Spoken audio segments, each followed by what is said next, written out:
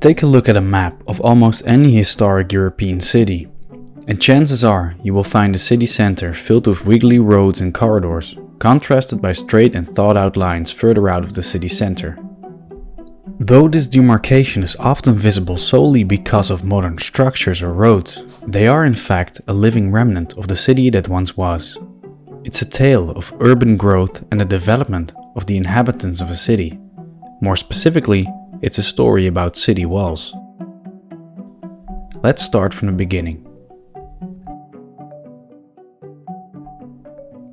As Europe emerged from the Roman era in the 6th century CE, it found itself in a politically fragmented world.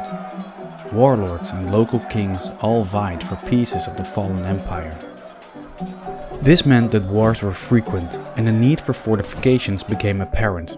Seeing how these constructions required money and resources to build and upkeep them, the most important religious and political centers of power in Europe at that time were thus those sites and cities that were already fortified by the Romans. But as the Middle Ages went on, kingdoms developed and towns grew, and the needs for protective walls grew with them. Having a wall around your city, however, wasn't as easy as simply building one. In order to build a wall, a community in the Middle Ages had to get the rights to do so, given to them by their sovereign lord or king.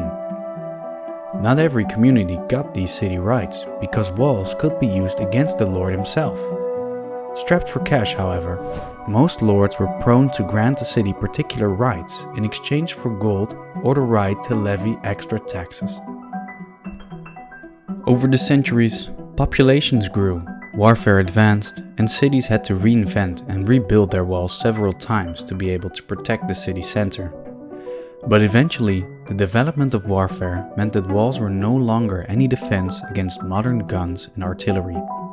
Combine this with the boom in industrialization, transportation and population of the 18th and 19th century, and walls were fast becoming useless.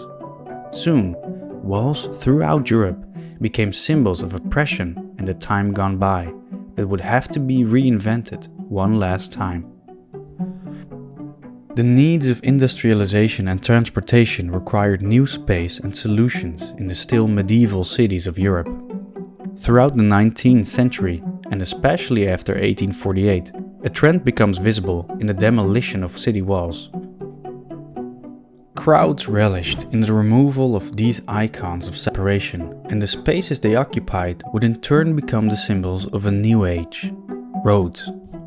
Not only were these roads highly practical for the increasing transport, they also made it a lot harder for the democratic revolutionaries of that time to set up effective barricades in the otherwise narrow streets.